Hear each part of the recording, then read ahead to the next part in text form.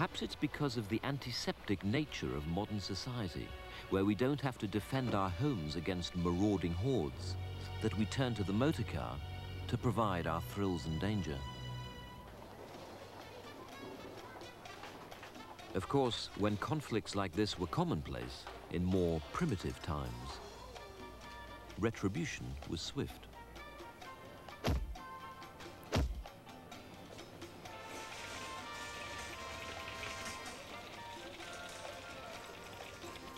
Driving the car, in a sense, you become kings of the road. You can escape. You've got nobody telling you to slow down or do this or do that. And I think that's part of the magic of that whole experience. Do you mean that there isn't much danger in modern life, and that you can experience a thrill, a danger? Certainly, driving a car is often one of the few opportunities that we have for risk-taking, and again, that's why it's exciting.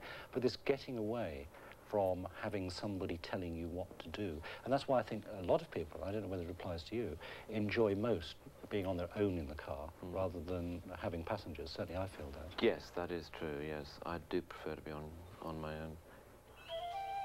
So this is what it's all about. The freedom of the open road. And above all, the self-determination. When you drive down the end of your road on a Sunday morning, you could turn left, go down the shop, and buy a paper. Or you could turn right and drive to Edinburgh for lunch. You don't, but the great feeling is that you could. And it is the removal of this freedom that frustrates us so much. Suddenly we are restricted.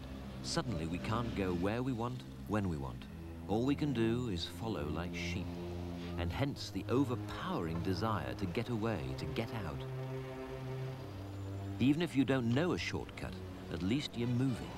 An element of self-determination is returned to us. We may not know where we're going, but at least we're going somewhere.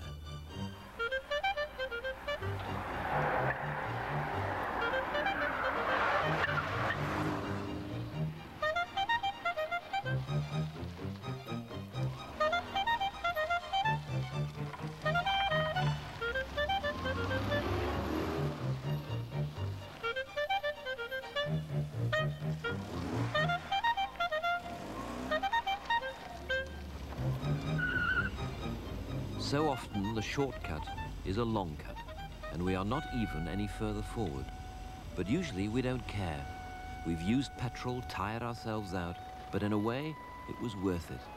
We escaped, and although we were recaptured, it's always good to taste freedom. Millions of us subject ourselves to this maddening crawl every day, rather than travel by public transport. Why? I think because the car is this kind of personal turf, we have at least the illusion of having total mastery and control over our own kind of destiny. We can actually choose to stop. We can behave in ways in a car that we wouldn't dream of doing, or most of us wouldn't dream of doing on buses, you know, picking our noses, farting, scratching, having sex, eating, all those kinds of things, which most people, by and large, don't do on trains. We're not going to get people out of their cars simply because we have efficient buses or efficient trains, for all of the kind of deep, ingrained psychological reasons that are associated with the experience of driving. Maybe if we had good public transport and we had Stalin in power, we could actually stop people driving, but I think it's going to take such draconian steps to sort of get rid of this love affair with the car that there is not the political strength or political will for any government to achieve that. Any government which starts to sort of interfere with this apparently God-given right to drive on the roads at any time and anywhere you want, anybody who puts that in their manifesto is going to be in political oblivion for a very long while, I think. It seems to me there are two ways of affecting the behavior or the abilities of the motorist. One is to regulate.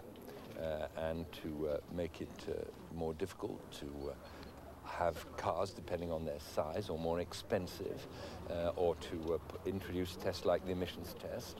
And the other is the price mechanism. Those matters, though, are for the Chancellor. There's no doubt that the motor car is a political hot potato. The government are reluctant to do anything that might affect our freedom or our standard of living. And the motor manufacturers only do what the customer demands. But really, I need the government to legislate, because what am I going to demand when I'm enjoying something so much?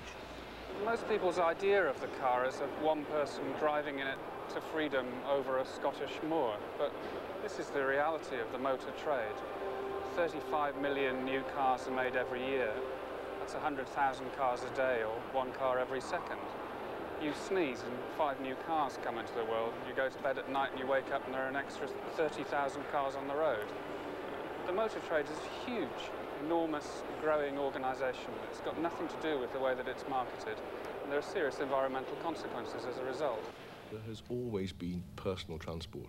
Today it is the motor car. It could be the personal rocket ship in 20, 30, 40 years' time, who knows.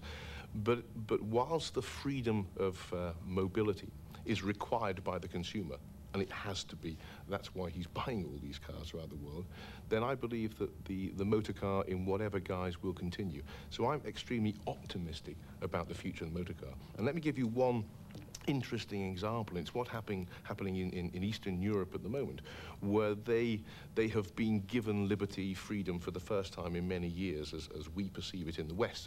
I don't know if they perceive it quite the same way. Right. And the very first thing they've done is go out and buy thousands of motor cars. But one man's meat, of course, is another man's poison. These manufacturers are currently eyeing up Eastern Europe. They're already building factories in Bulgaria, Yugoslavia and Hungary. And after that, they'll be looking at the third world. They're already moving into Latin America.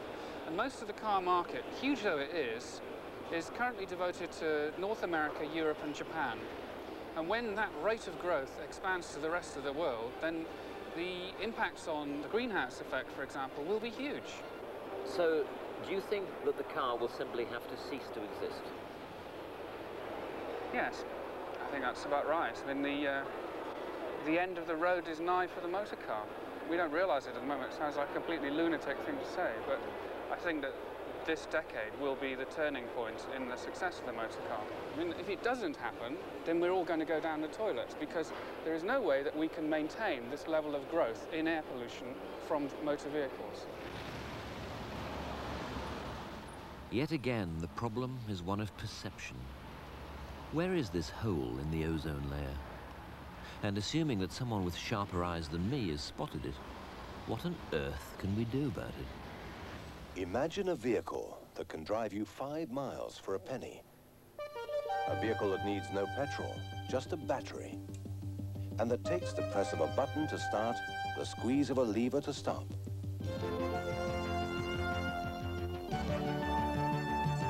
The Sinclair C5, £399. Want to buy one? Want to see one? Or simply want to read all about it? The bottom line is people don't like the idea of driving an electrical car. And the reason for this is that electricity is associated with domestic appliances and with the kitchen. So whenever people are offered the prospect, as they were in the case of Clive Sinclair's C5, of having an electrically powered vehicle, their minds unconsciously go back to the whole idea of hoovers, sewing machines, refrigerators, all these kinds of things which are associated with menial work and not with the kinds of liberation that the car should bring. And it is a very real liberation that in the end overrides my guilt. I have nightmares about the petrol running out, about empty roads and a lack of independence. And yet secretly, I'm optimistic. Optimistic that there'll always be personal transport and that it will always be possible to make it exciting.